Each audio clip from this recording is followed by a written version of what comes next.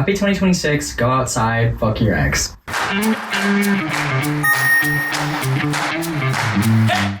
Don't fuck your ex. Don't fuck your ex, but fuck your ex. Fuck your ex. Welcome back to Opinionated. I'm your host, Julia, and today we have our very first guest on the podcast. This is Noah. Noah, say hi. Hi, my name's Noah. Noah and I have known each other for a really long fucking time. Really long time. A really long fucking time. We go all the way back to high school. Actually, my first day of high school. We met on my very first day of high school. I remember it was the instance I sat down in the drama corner and I broke my phone because I threw my backpack because I was 13. And you were 13? I was 13 when I entered high school, yeah. Oh, I was 17 when I entered college. I'm a prodigy. I love myself. Maybe this is remembering it wrong, but I'm gonna remember it like this. But you literally held your hand out to me and you're like, "What's up?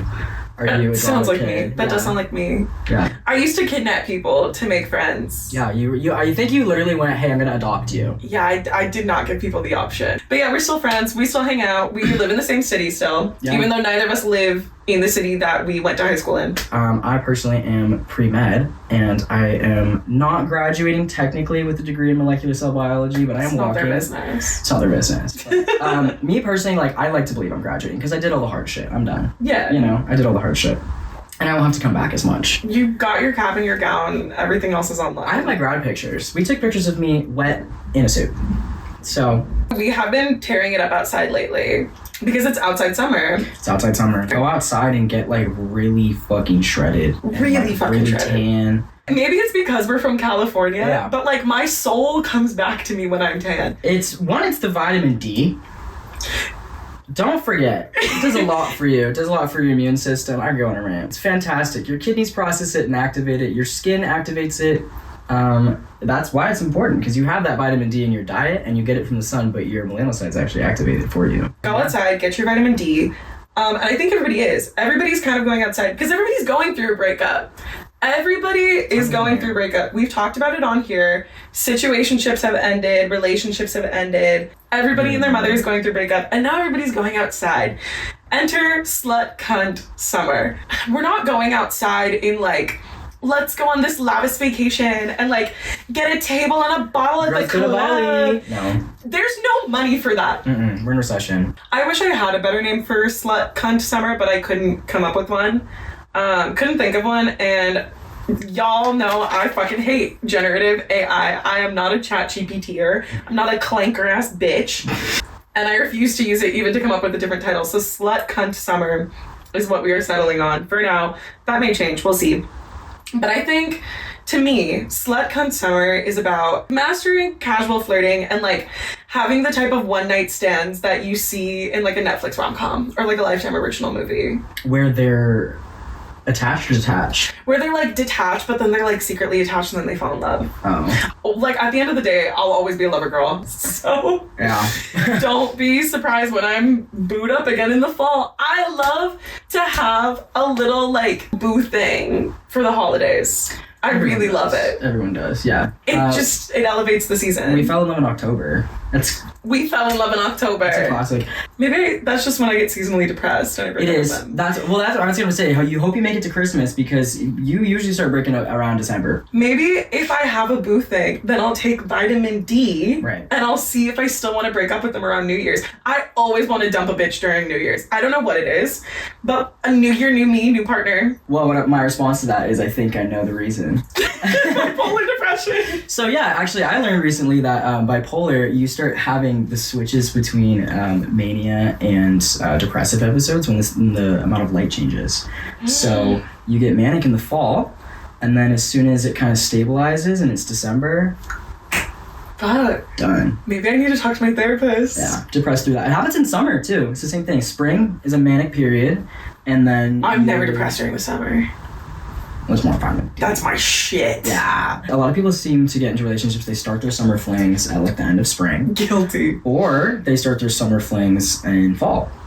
And it's a lot more of a pull because there's a lot of holidays and stuff. Not just Christmas, you want to have someone to take home to the family. You got, that for some. But also I hate to take a bitch home to the family. It stresses me out. Well, I'm the whole time I'm just stressed out. I think it's the same with friends though too. When I bring a partner around friends for the first time, I think it's just the anxiety of is everybody gonna get along? Because these bitches were here first and I am in love with you, but I will have to break up with you if they hate you. Also, we can know that a bitch will act different around your friends because they want to isolate you. A bitch will act different? I feel like that is the biggest sign of a manipulative bitch. Oh, yeah. People need to stop lying about being extroverted. That is, slut cunt summer is for the extroverts. Unfortunately, introverts, you're gonna have to get your own plan. I can't give that to you. We're going outside, and not just like we're going to the club, we're going to concerts, we're going on trips, we're going to community sanctioned events, we're joining a book club, we're starting a book club, we're going to museums, we're going to cafes, you know, we're hanging out outside and making connections with other people offline. The outside is part of creating that third space.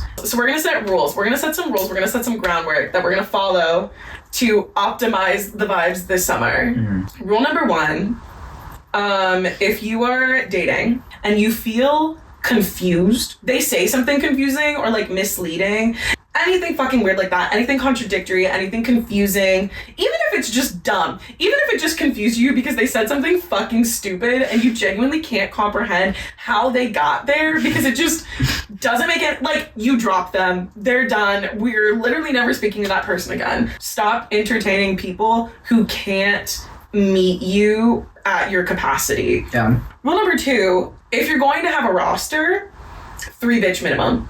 You need to have a community crush, somebody that you met somewhere, some way. You need to have a gym crush, or some sort of physical activity. Maybe like a hobby crush. If you don't like to gym, that's fine. But like, you're going outside, you're doing things, maybe in your book club, and then you need to have a work crush. I have my community crush. I have my gym crush. And now I have my work crush. Okay. So I have the holy trinity of crushes. My phone will never be dry again. And if one of those crushes fails or disappoints me, I'll find another one. It'll be okay. I feel like that can also apply in a way where like maybe they're not at work, but they push you to strive to do your work. Because I think those 3 spaces are part of the reason you want to have those crushes are the 3 fulfillments is community, taking care of your body, and then going towards your goals. Taking care of your bank account. Nothing motivates you like a crush. Nothing motivates you. Like, you can have friends that push you to be good in your career. I don't give a fuck what you say out loud. We all know that if your friends tell you to do something for your work, you're gonna be like, yeah, that's a good idea. If your crush tells you to do something for your work, it was done yesterday. My last rule is when you are outside, you have to be able to discern confidence from recklessness. We can be confident, we have to be confident, we have to be cunty outside. We are not being reckless. We are not drinking and driving. We are not distracted driving. We are not driving. Please get off the road in Los Angeles so I can get home from work. Our concept of manners has gone out the window since COVID, and it's gotten considerably worse because now you have all of these agendas pushing where it's like, it's not a bad thing to be selfish. And in some aspects, it's totally true. However, if you want a village, you have to be a villager. You have to be a villager. That's actually written behind you on that whiteboard. You have to remember how to act outside. You do. You have to remember how to interact with people in a way that isn't horrific. Yeah. You can't be an asshole for no reason. Yeah. Get it together. Those are my 3 rules for summer. Okay. What are your rules? Rule number 1 would be treat things like they matter. You know? Period. That doesn't necessarily mean you have to be attached to everything and super like distraught when things don't happen or whatever. But treat things like they matter when you're in them. You know? Don't half-ass fucking anything. I actually saw that on a sticker on someone's water bottle. I was like, fuck yeah. Fuck yeah. Like, fuck yeah. Sometimes the water bottle stickers go hard. Yeah. Specifically if it's on a hydro flask. Like, you decorated that shit in 2020 when you fucking meant it. That kind of goes into my second one. My second rule for the summer would be stop putting your romantic energy into romantic partners. Put it in your friends. Yeah. Buy your friends flowers. Take your friend on a date, not in a way where they get confused. It's still amazing to show up to your friends in like really deep ways without being like, yeah, bro, yeah, bro, yeah. Be for real. You know, say I love you. Say I love you to your friends. Say I love you to your friends. I'm not gonna say I love you to you. I don't think I've ever said that to you. No. I don't think I've made physical contact with Noah in like 6 years. No. You should be setting the bar for what their relationships look like, so Absolutely. that if they're hanging out with some dude and you're sitting there and you're like, wow, my friends treat me better than him, that's your immediate sign to be like, okay, bye. You should break up with that person. Yeah. Your friends set the bar. Exactly. Like oh my god, my friends are fucking awesome in relationships. Like, I fucking love them. Like, I don't want to date them at all, but like, they're my example for a boyfriend. They're my example for a fucking girlfriend. Like, yeah, dude, set the bar. Because then your friends won't be complaining to you about this bitch ass hoe that hurt their feelings and would not care if you lived or died, man. And it will make your life easier because you won't have to listen to that. Yeah.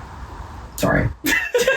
I have been listening to the same fucking bitch out of his mouth since October?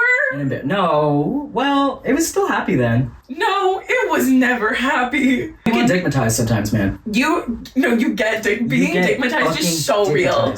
Being dickmatized is so real. And that's why I do low-key stand on the only way to get over someone is to get under someone.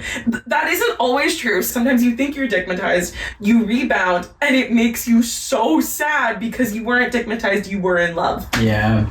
Unfortunately. And then, unfortunately, no, being in love, I love is the most irrational thing that you can possibly experience. There's no explaining it, there's no playing it, you just have to live through it. You just have to live through and it. And it's beautiful. It's and it so teaches awesome. You so much about the human experience, but it's the best and the worst thing to ever happen to you. I am so grateful for every single time that I have been in love. It is a fantastic experience. I am terrified for my life for the next time I fall in love. It's not even like if I fall. I know I'm gonna fall in love again. I'm a lover girl. I'm afraid for the fallout. I'm afraid for the point in which it stops. I feel like I literally lose my mind. Yeah. My third rule does come from what we were just talking about.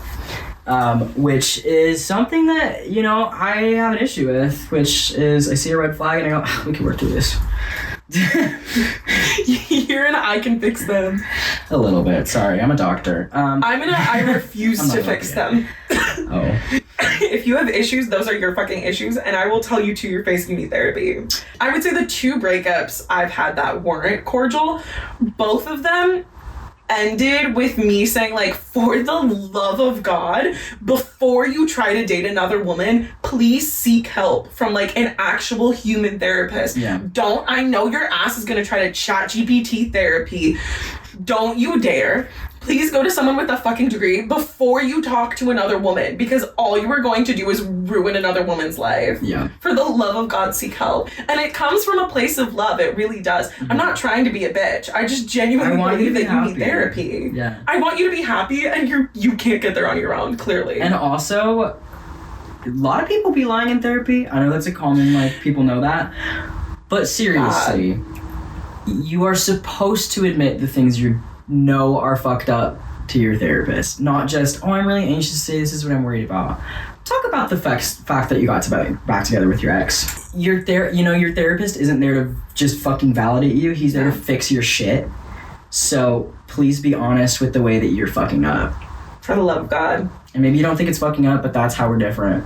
That being said, if you want to pay someone $200 an hour to lie to their face, I am available. Feel free to reach out. Julia has opinions on all platforms. Just saying. My third rule is the very first red flag. Goodbye.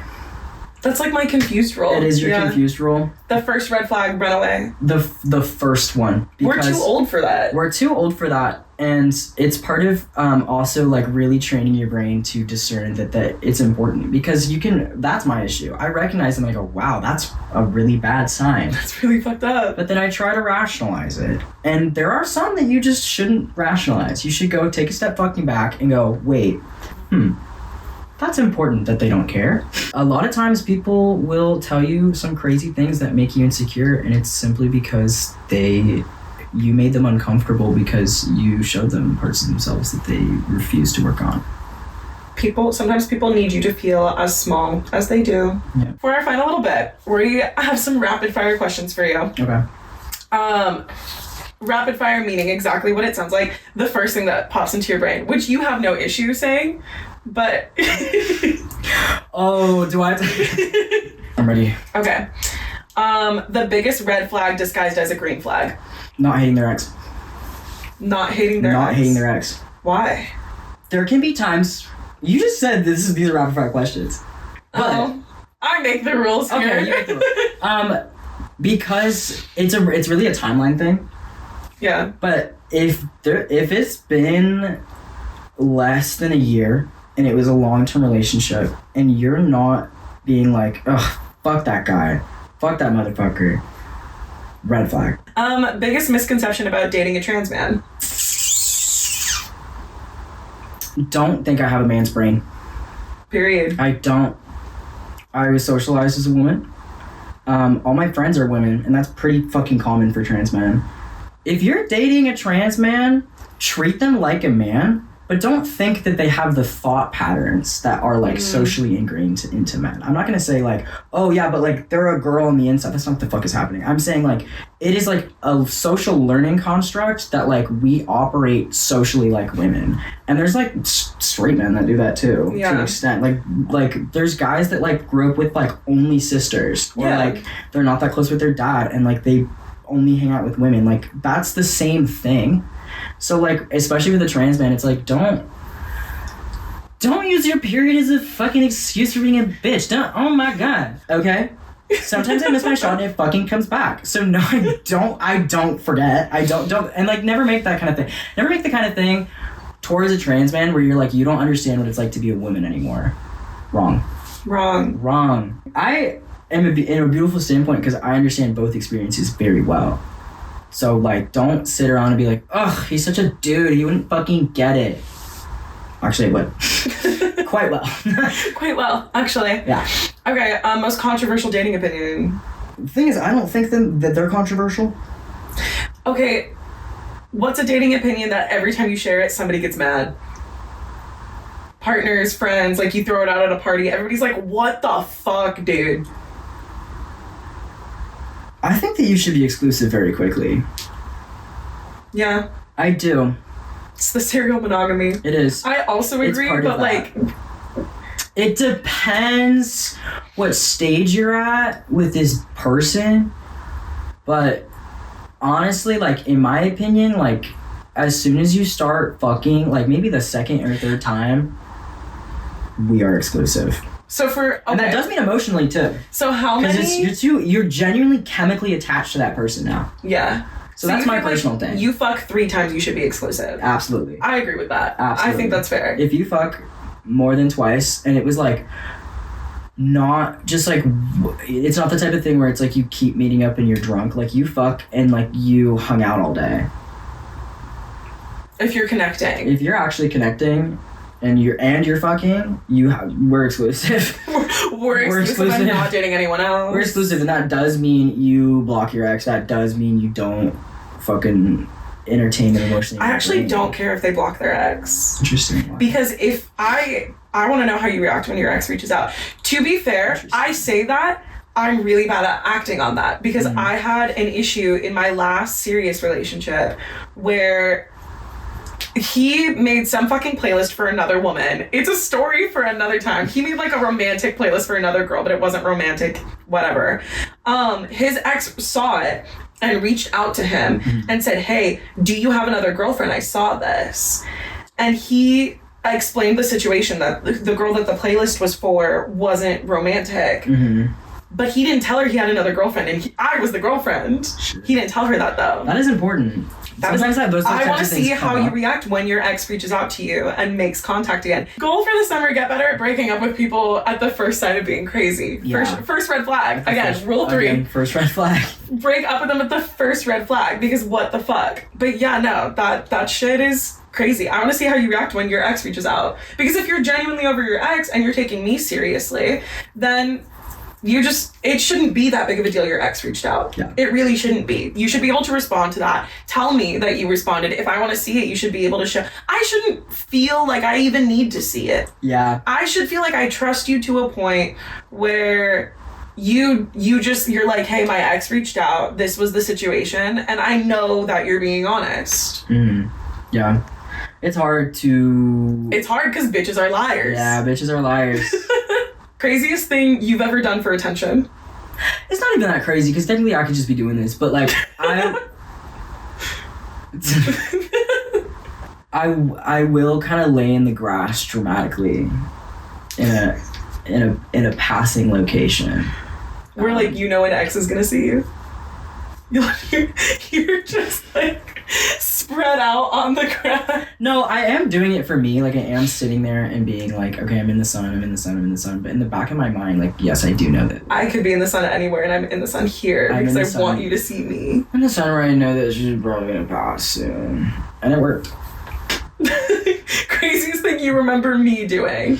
That was just like very clearly to get attention. You like to do the thing where no one can prove that it was you. I love to do the thing where nobody can prove it was me. I'm really good at it. The one that's just immediately sticks out is the Wi-Fi router. Oh my god, yeah. Julia went to a party. It was at my ex-boyfriend's new girlfriend's house. At the ex-boyfriend's new girlfriend's house. At Sid the Sloth's house. But I didn't know it was her house when I got there. Okay. I found out while I was there that it was her house. And then in finding out, you were like, this could be really fun. So, you know how people go and they go into a frat party and they're like, what the fuck could I take off this wall? Julia goes and finds the fucking Wi-Fi router. And she doesn't steal it, but she hides it in a location where no one's gonna be able to find it, so it's disconnected and lost. Which is fucking hilarious because, one, if they decide to... And it was such a good hiding spot. I hid it under their bathroom sink behind a bunch of boxes of, like, tampons and pads. So I knew they weren't finding it. It was fantastic. Hilarious. It was one of my better ones, I think. I think about that one. And then I immediately left. Yeah. I found out it was her house, I stole her Wi-Fi router, and then I immediately left. Stole and hid the Wi-Fi router, and then was like...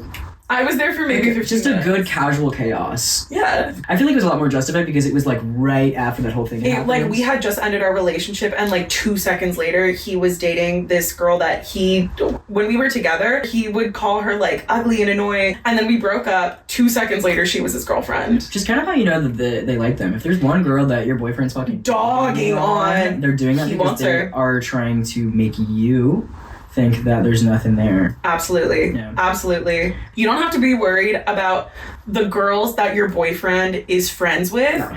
He's friend zoned them. Even if they're in love with your boyfriend, even if the girls that your boyfriend is friends with are secretly in love with him, unfortunately, they can be as delusional as they want. If he wanted to date them, he would, especially if you're like, well, we've only been together for 2 or 3 months and he's known her for 4 years. So he's had 4 years to date this bitch and he instead chose to start a relationship with you like 2 months ago. You don't have to worry about her. You do have to worry about the bitch that's always around him that he can't stand. Because she's so annoying. She's always talking to him. Is insecurely trying to compensate. Absolutely. For the fact that he knows that he likes her. She won't leave him alone because he keeps talking to her. Yeah. She's always texting him because he's texting her back. Yeah. Those texts are not going unanswered. Okay, next question. On that note, easiest way to piss off an ex. You said this. This isn't my opinion, but this is a good response. Never, ever give them a single sign that you exist again. Literally never speak to them again. Become a ghost. Never speak to them again. You will haunt them. You will haunt them. This one's a little like mixed because it really depends on the ex. But my favorite is to be just like so nice to them to the point where it's almost frustrating. Yeah. They kill them with kindness. If you come and you say like, you know, I'm sorry that I affected you poorly and all these things and like whatever, and you make peace. Some people move on with that peace, but the exes that deserve to writhe will writhe in that. I also never hold back on like chewing a motherfucker out during a breakup. It's important to try to not be aggressive when you say it because then they'll actually listen to what you're saying instead of hearing the anger. But really telling them and actually like fully going out and being like, you did all of these things that did not repeatedly show me you did not give a fuck, and then you kept coming back and using cheap talk. Your fucking actions match absolutely nothing that you're saying to me, and like just laying it out for them like that, like really, because one, it'll hopefully push them to growth because they'll fucking hear it. They might not listen to it now, but it'll bounce around in them. And that's the tea. Okay, any closing remarks, final statements? Go outside and you'd be surprised how much a tan can make your muscles look bigger.